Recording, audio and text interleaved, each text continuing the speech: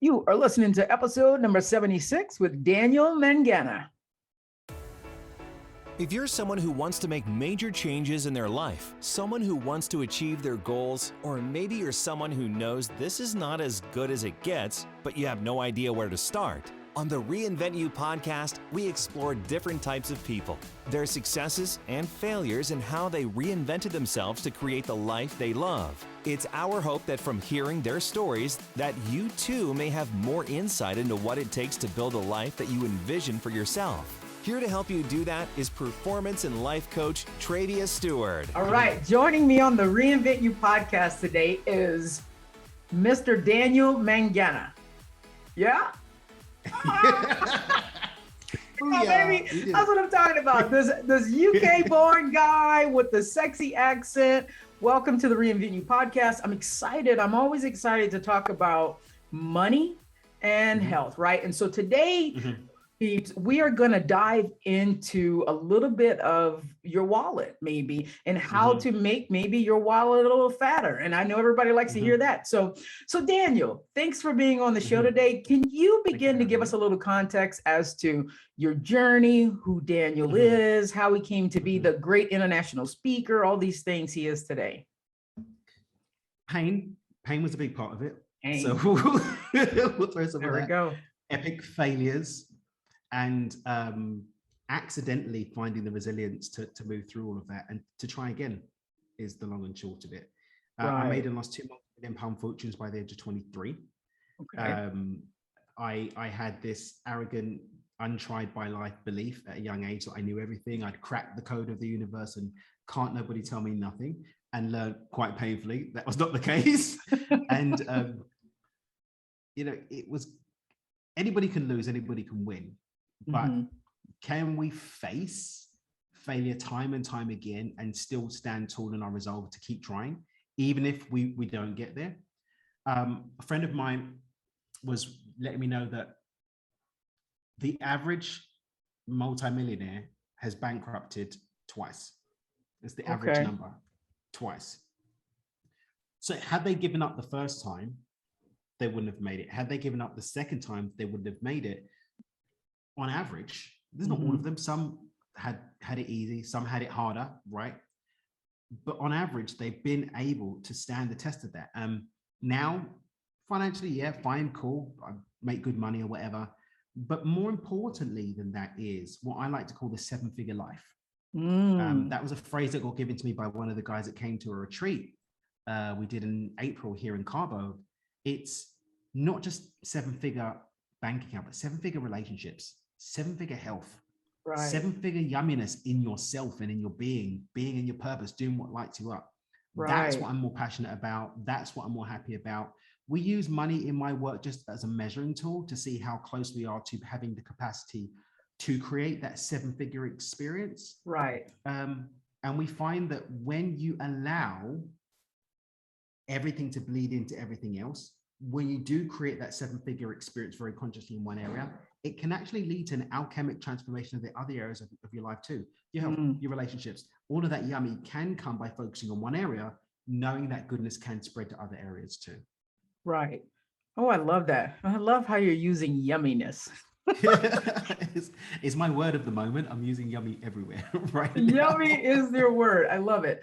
So now, in my program, I have a program called Create Your More, and I don't deal with money at all, but let's take some folks through a little bit of Daniel's methodology. Somebody comes to you and they're like, Daniel, I need help. Like, my first pillar is to help them reassess. Like, let's take some inventory.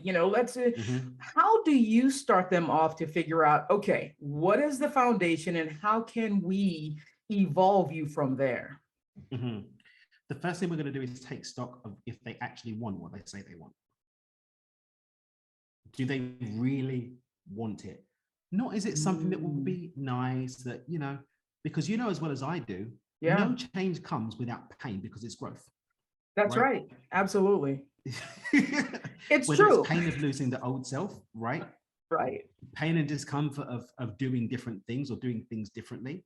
Pain and discomfort of maybe changing your environment or the known things that are in your environment. Because if you're staying the same and you're doing things the same and the same thing, you're going to stay the same. So if someone is claiming that they want something different, I need to know, how committed are you to letting go of who you are so you can step into something more?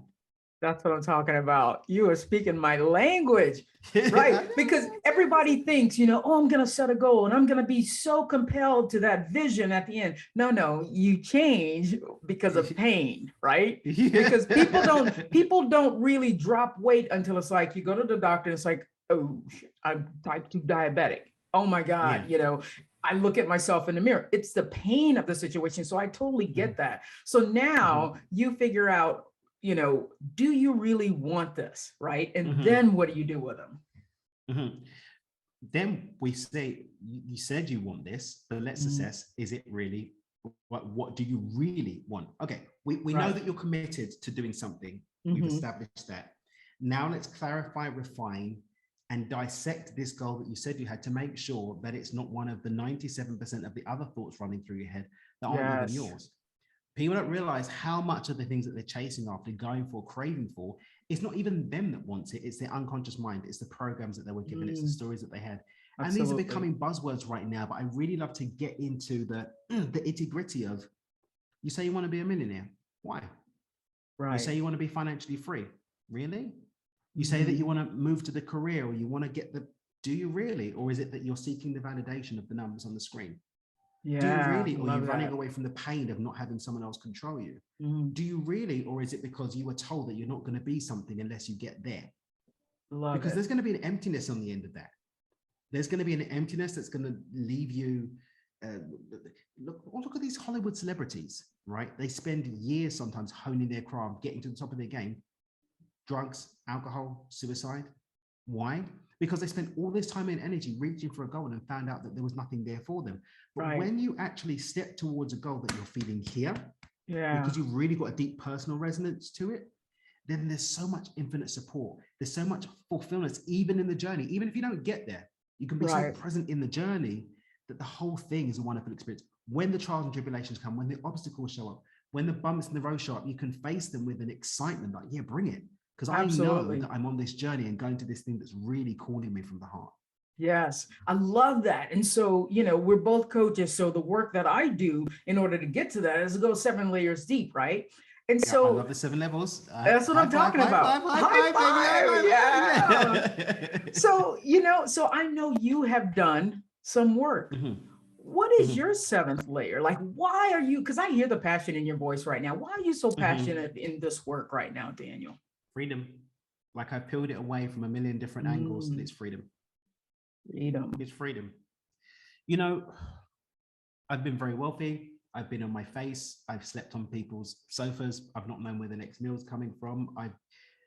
I've been on the spectrum. All right. And at the end of the day, what I came to understand, it's not even being on any point of the spectrum. It's having the freedom to consciously navigate the spectrum on my terms. One of the coaches that I work with personally is like, being rich isn't having money in the bank. It's having the capacity to call in the resources to live life on your own terms. That's what it's really about. Love it. There are people with money in the bank that are a slave to the money that's in the bank, or slave to the path through which that money comes in, whether it's a job, a so-called business, because if your business can't operate without you being in it, it's not a business, you're self-employed. And your job owns you. And sometimes that's a worse boss than Bob. Right. So it's having that freedom. For me, that's what it's about. Right. Freedom to, like, I don't feel like doing anything. I'm going to go play with the baby. Freedom, like, got it. This morning I feel like going to Tahiti. Babe, we're going to Tahiti. Pack up the kids, we're going. That for me is what I do it for. Well, I get it. And so the legacy is like, because you have kids, it's like, I want to pass this, it's setting that example, right? And it's like, you don't have to be a slave to the bank account. You don't have to be a slave to your 9 to 5, but it's how can we help them experience the ultimate level of fulfillment? And money does help you do that. So I totally get that. It is a great tool. And I love that, you have that methodology because, growing up, I wasn't surrounded by people who like Daniel, who was like, I want to earn more money because of freedom. I was surrounded by people who are like, I want to earn more money so I can pay more bills, so I can do this, so I can get these financial things, and so I don't have to live paycheck to paycheck. But having that big why, that deep why of freedom is so empowering, because it takes you to that high Maslow's hierarchy, doesn't it? And so what are those moments for, go ahead. No, I just wanted to just quickly, sorry to cut. I just wanted to just speak quickly to this thing about money being a tool, because so many people, there's this whole like hate the rich movement right now, which I get a bit emotional when my friends post these things. It's like, what do you mean hate the rich? Right. what about me? One of my friends, for example, she posted this thing: people only got to be millionaires by stealing it or inheriting it or breaking the back of the working class. Wow. Like, dude, like, I'm not that person. Oh, not you, all the others. It's like there's this energy, this mentality of bringing down others instead of being a part of a constructive conversation about how we operate as a society around this idea of allocation of resources and wealth, how we encourage growth, expansion, how we encourage creation. AOC, I can't remember her name, the politician that got into trouble for going Cortez. to the Met Gala. Alexandria Ocasio-Cortez.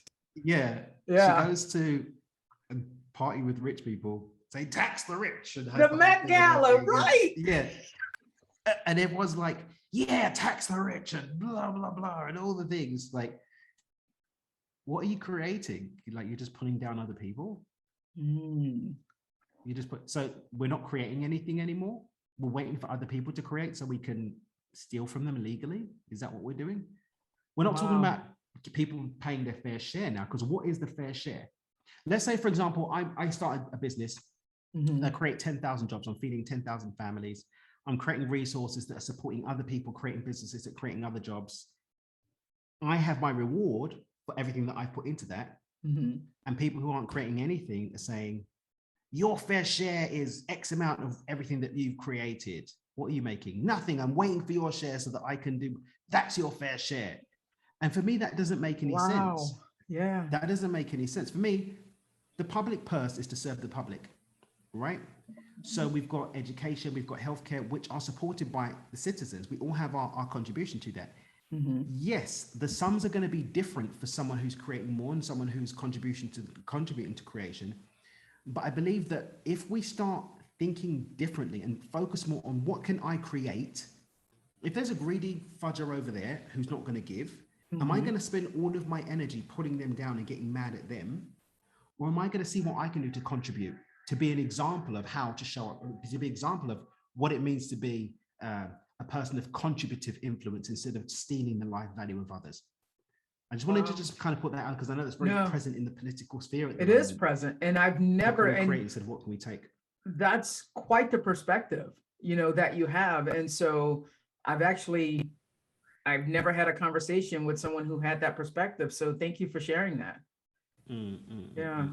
Absolutely. So you were asking a question. Well, I was, we were talking about freedom, and I wanted to know not when you were on your back, like not when you were down or on your face, but when you knew Daniel had made it, was freedom the thing that came up, and how did you recognize it? No, I was a slave at the time. I made my first million when I was 19 years old. At 19? Wow. I made my first million when I was 19.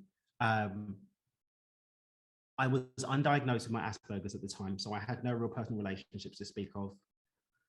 I think by that time I'd had one actual semi-serious girlfriend that lasted 6 weeks, and then she moved to Gloucester, and then she ended up dating one of my best friends, but that's a completely other story.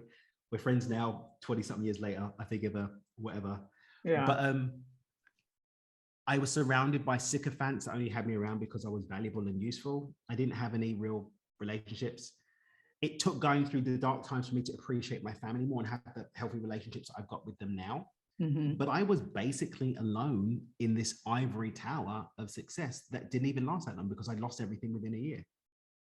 Right? Oh, after you made your first million, you lost everything. Okay. Yeah. And then I made it again, and then I lost it again. So I made and lost it twice by the age of 23. Wow.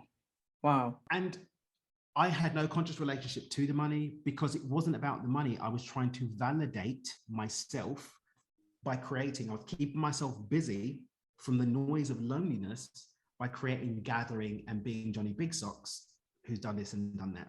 And I believe that that energy was one of the reasons why it couldn't stay, because that's not a wholesome, expansive, creative energy.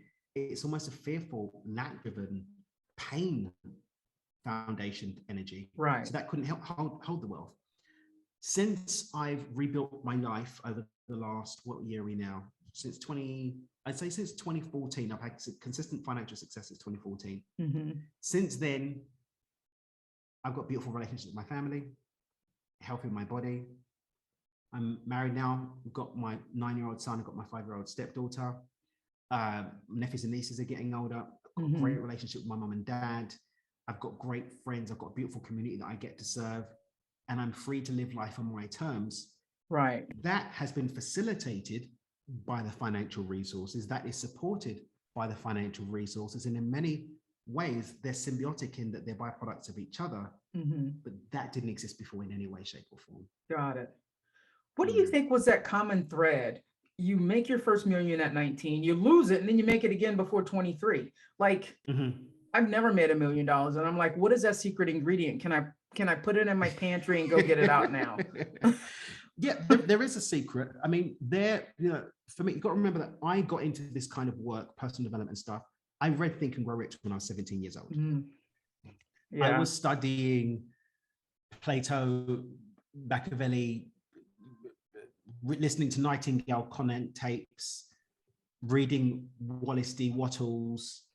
Like, my mind had literally no doubt of its capacity to create what I wanted to create. I had a dogged, completely unchallenged certainty that I was going to create, which was enough to bring it forth, but not enough to hold it.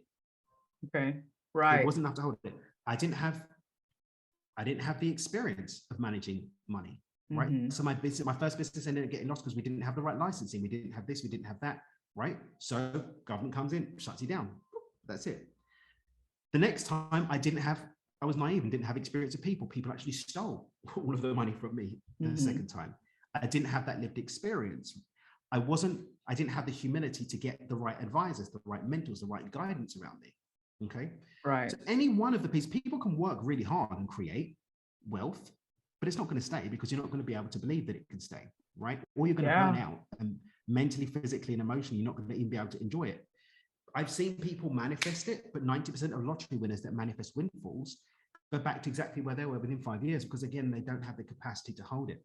Right. And so in terms of the methodology that we show people, for us to have people, millionaires in our program, people that created 6 figures in our program, people that have created financial freedom, and we're talking about people all over the world from different walks of life, is that we cover all of these aspects, not just the strategy, but also having the mind working for you, having your energy field working for you, having that intentionality and commitment to a goal that you've chosen. And that's the way I found it to stay. And that's the way we find our people find it to stay. And that's why I couldn't keep it before, because I didn't have all of the pieces. Got it. Riding the coattails of just one. Wow. Okay. Thank you for explaining and sharing that. And so, Daniel, I read that, you're talking about manifesting, when people are manifesting. And for me, when I put that together, the first thing that comes to mind is I meditate. But Daniel here is not a fan. I am a fan. Are you? I am a fan. Okay. I'm an avid fan. An avid fan, because, Let's finish the sentence, because everyone's like, what are these crazy guys talking about? Right. Because I read that, Daniel believes you should stop meditating. Right. And so I'm like, well, then how do you manifest? let's back up a sec. And I've actually got a hilarious story of something that happened this week. So I write for Entrepreneur Magazine. I write for a couple of magazines, but I also write for Entrepreneur Magazine. And thankfully, every single one of the articles I've written for them, it's made it to their Twitter feed and it gets tweeted out to people and blah, blah, blah, things. And so I have an article, that my most recent one, that says why you should stop meditating and focus on your intentions instead. Okay. And people were wiling out, question marks. And one person said, I can't believe this. He didn't say, he used swear words. He could. Yeah. Entrepreneur's gone down the crapper. And I laughed. And I replied to him. I don't normally reply trolls, but this, I was just interested to see his mindset. Yeah. Like, did you read the article with a title like that? No, thanks. And a lot of the TV interviews that I get to do is, people do literally have me on because they want to know the answer to this question, because like you, they're like, I'm a meditator. Meditation's done magic for me. I remember once I had one interview. It was a live interview, but they replayed it on their website, so I could share the link. It wasn't just one that was gone. And I shared it, and people were like, "Oh, have you known meditation has saved my life?" It's like, did you watch the 6-minute interview? Did you? Yeah. No, I read the title. I read the title. And this actually speaks to why I believe a lot of people don't end up actually achieving their goals, why they don't end up getting that more, because they're not open to actually exploring the full story of what's in front of them. We make these snapshot judgments. We take these actions based on these snapshot judgments instead of having all of the facts. Because anyone that spends any time actually exploring what I have to say about my phrase, stop meditating, is that it's very different to don't meditate. Okay. All right. So what's the difference according to Daniel? For something to stop, it has to be emotion. And I go on to say what we do once we have finished the practice of meditation and put aside spirituality and mindfulness to take care of the rest of the procedure. Like I said, in my own personal experience, the experience of everyone that I work with, even when you look at ancient wisdom, we are not one-dimensional. We've got a physical body that moves through time and space. We have a mind that is the gatekeeper to our experience, and we've got an energetic field. Now, meditation and other spiritual practices can have an impact on the non-physical. To some degree, they can impact the neurons in the brain and so on and so forth. But we have to then get off our butt and go and do something about that which we've prayed for, that which we've gone to the temple, the synagogue, the mosque, the church, the thing, the garden, the Zen, whatever, the Dubri, and do something about it. Else, what is the sense in? What's the sense in me closing my eyes, meditating about my abundance? Yeah. And then sitting around all day, not even answering the phone or answering messages, but eating Cheetos, watching Netflix, and waiting for my abundance to magically show up. So it's to say, I've got the vision board with the love of my life. Yeah. But then I'm staying in a cave and not connecting with any human beings, waiting for them to manifest out of thin air. Yeah. So it's stop just meditating. Don't just meditate. Take action. And move on from meditation. Okay. But you see, it's one part of the process. Yeah. It creates such buzz because you're right. It's kind of like, stop meditating, like the guy who, sent you all the nice words, stop meditating. I get that. Yeah. So that's very interesting. I love that. So Daniel, everybody wants to know right now, including me, what are the ways in which you help people manifest, create abundance? Because I know you have something called a flow funnel, you have something called microshifting. Let's just dive into a little bit of your methodology. I'm gonna ask you a question, and then you're gonna understand for a little bit after there why. Just last week we had another millionaire in our program, right? If I gave you $500,000, right? So there's $500,000. I wave a magic wand. You've got no energy blocks, no emotional holdups, no trauma. You're completely healed. Right. I wave another magic wand. You've got nothing but no limiting beliefs at all. And I give you the complete playbook on how to turn $500,000 into $1 million. Could you do it? Absolutely. If you gave me the playbook, yes. Okay. Let's half that. 250 to 500. Same thing. Same questions. Could you turn 250 into 500? Yes. Okay. If I said, here's $10,000, we've waved the wands, here's a playbook to turn 10,000 into 20,000, can you do it? Yes. Did you know if you take $100 and double it 14 times, it takes you to $1.6 million? No, I have not done that math, but that's very interesting. Okay. That's how I made my first million twice. One of my first mentors, a guy called Stuart Goldsmith. He's a millionaire from the UK, quite a recluse, but he's written some powerful books. And the first book of his I read was one called The Midas Method, that changed the game for me in terms of taking everything that I had been studying up until that time and taking it to the next level. He did an experiment that he started in, I think, the year 2000 or 2001, where he said, if you take a penny, find a penny on the floor and double that 28 times, it takes you to 1.6 million, with a couple of rounding downs here and there. So he was really strict with his rules, But he was all about hustling. Hustle your way through, get there, do it. You're going to do this, you're going to do that. What we do now with our programs, we follow something that honors the structure, but takes care of these other aspects of ourselves. Okay. So what we do is we have people start with an account with zero. We teach them how to turn that zero bank account into $100, pounds, euros, whatever the thing is. Right? Then what we do is at that step of 100, I'm thinking no further ahead. We look at now, if we look at the journey of $100 to $200, do you have any limiting beliefs? If so, what are they? Let's address them. Do you have any hang-ups or emotional blocks to it? If so, let's deal with it. And then we give you a playbook based on what we call your money DNA on how to turn $100 into 200. What we inevitably find is in these earlier steps, people jump. They'll jump a few steps. So maybe they'll get to step 5 or 6. Okay, let's back up. Let's make sure that we're clear every single one of these steps with the belief systems, that you honor the worthiness of it, that you're celebrating what you've done, that you've got no energetic blocks. And then we look at the step that you're on. Okay, we've got to turn this 3,200 into 6,400. Let's pause. How do you feel about holding 6,400? How does that feel in your body? Is your body tight or is it relaxed? Do you have any limiting beliefs, any stories coming up? No? Here's a playbook on how to turn 32 into 64. And we just follow that process. But just what we always find, and this is the hilarious thing, people get to a number and they're like, I'm good here.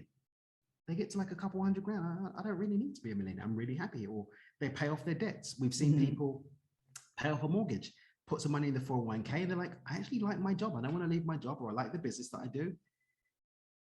I'm good. And then we do have those people that go all the way and go beyond a million. And then they come and work with us at a deeper level and look at getting beyond million. But that's what we do. We look at the mental, the emotional. We use, I don't know if you've ever read The Power of 8 by Lynn McTaggart. I haven't. She did. It's a very, very, Lynn McTaggart, The Power of 8. She actually has done scientific research to show that when 8 or more people hold an intention, magic happens. So we use communal intentions at every single one of those steps. So every time you're moving through those steps, you've got the energy of hundreds of people joining you, believing that you are ready to move to the next step and holding that intention with and for you. So we've got the communal energy. We have loads of tools, strategies, support, and coaching around the emotional, around the mindset, but also the playbook based on you and how you optimally create. Not here's a cookie cutter strategy. Based on who you are and how you flow, how can you move through these steps? And that's how the program works. That is, and what's your program called? Is that your Micro to Millions? That's Micro to Millions, yeah. And we've got different levels. People can come and do our Kickstart program. It's like $500. We take you through we get you to 12,800. So what we call our 5-figure club. It's a 6-week course. You go through those steps, you get that foundation, you join our community, you can come in and enjoy. And then if you want to progress, you can progress into our later steps, get a bit more support and so on and so forth. We have people that come in that are already okay and they want to get further. So maybe they want to, invest a bit more. But we've got something to meet people at all different levels. We've got people that are already millionaires that come and work with us, people that are kind of stuck at that 6-figure mark and not really able to break through, or they're making the money, but they don't have that emotional well-being, which we're really, really big on, or it's costing them relationships, it's costing them their health. So we work with them at all of those levels, but ultimately it's the same formula. Micro-shifting, taking those baby steps, stopping at each step, focusing on it and moving on to the next one. The flow funnel, which is honoring those different aspects of ourselves, our mental, our emotional, spiritual, and physical aspect, and that intentionality, and bringing everything together for the win. Wow. So it sounds like you've got a little bit of a variation of human design here with, your own unique design in there as well. We do some human design. We throw that in the money DNA. We use human design as one of the factors that we look at. I find that so interesting. I had Bernadette Gold on the podcast about a couple months ago, and she talks about your unique DNA, and I find it so fascinating, and I love human design, I mean, I'm a generator. So yeah. I'm a generator too. I'm a T4 generator. That's what I'm talking about. I love that. And so, Daniel, this has been so informative. If you had to give my peeps one valuable takeaway from from our conversation today, from some action that they can go out and take action on like right now, because we don't want to just meditate, right? That's right. What would you say is the most important takeaway that it's like if they listen to nothing else, they hear this part of the podcast? I would say honor where you're at. Get clear on where you're at and honor it. because they can come and listen to all of your fabulous episodes. They can come and coach with you. They can go and read a book. But if you're reading that book, if you're getting that coaching from an illusionary place, instead of where you're actually at, it's not going to have the same efficacy. All of the amazing stuff that we've chatted about today and all the things on your other episodes that they're going to get and all this, unless you know where you're at, how can you get the right support for you, make the effective roadmap, do the effective tactics and strategies for you and where you're at? It's not going to happen. Right. So we invite people to find out where you're at, get clear on it, and then honor that.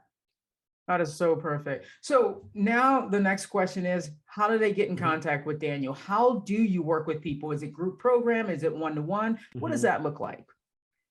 I would say that I generally like people to get a taste for what we do first. I'm not one of these people like, come and spend blah, blah, blah with me. Because I don't know.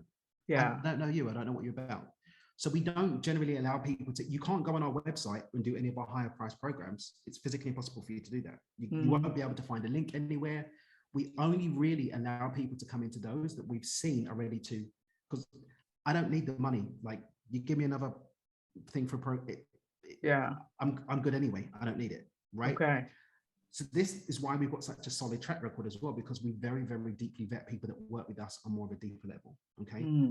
If someone wants to explore the way that we do things, I would say this: go to dreamwithdan.com/money game. Okay. Grab my book, The Money Game. You can get it for $1 if you go to dreamwithdan.com/money game. That's this book here. Okay. And what that will do will give you a practical experience of everything I'm saying, and you'll see evidence within days of you reading that book. You'll have evidence of our process in terms of manifesting money working for you. If you do, within the book, you have the opportunity to maybe look at either Micro to Millions 2.0 or Kickstart our entry-level programs. Come and join our community, hang out with us, we'll get to know you. And then you have the opportunity to come and do something deeper. But there's no need to come and spend a gazillion doobry Watsits. Grab the book for $1. Right. Come and play with us a little bit. And then we'll see if how we works with how you're at. Do you even really want to be abundant? Who knows? Let's build a relationship and see where we go from there. But start with the book. You can get Kickstart off the bat, the $500 program. You can get Kickstart off the bat. That one you can get directly. But other than that, we want people to come and play with us, to be in the energy of what we do, make sure you're fit for our community, and then we go from there. Perfect. So that series of videos that I watched, there were 3 of them. I think it was like last week or something like that. And then you kept referring to, I'll put a link in the chat about the money game. So and I kept looking for it because I was like, I want to play the money game, but I couldn't find it. That's the book. The book. Okay. So we go get the book and we can play the money game. You can play the money game. And what will actually happen is, if you go through this link to get it for $1, you can, I mean, people want a paperback, they can go and get the paperback on Amazon for like $20 or whatever it is, but you go and get this for $1, you'll actually be directed to our Money Game Challenge, which is a 5-day challenge where I have recorded walking you through, and you'll see the live, it's in the group, it's in the Facebook group. So you'll see all of the results that people have been getting each day. And that will give you some mental thing as well. I have some fun with that. dreamwithdan.com/money game, hop on board. Come and have some fun with us. You'll get some results. And then if you want to invest some of that result that you've received and come and do some stuff, we've had people that have manifested. Our record right now recorded 75,000 in 2 days. We've had someone get 27,000 pounds, $50,000, 20 grand. We've had a couple in the 20 grand mark. The average is between 1 and 2,000 within that week period. Right. From playing your money game. Yeah, from playing the money game. Dude, I'm downloading that when we're done. In 2 days. I'm downloading that when we're done. That's what I'm talking about. See, that's something that will, like, you made me want to download it. So I bet you're going to have like some, here we go. Man, Daniel, thank you so much. This has been informative. And like, I love your energy. So generator to generator, this has been so cool. I will, continue to follow your work. And I know you've been doing some incredible things. And thank you so much for the time and the valuable insight that you gave us on this episode today. My absolute pleasure. I really enjoyed my time with you today. Perfect. If you like what you're hearing, and perhaps you're interested in having a complimentary conversation with me, click the link at the bottom of the show notes.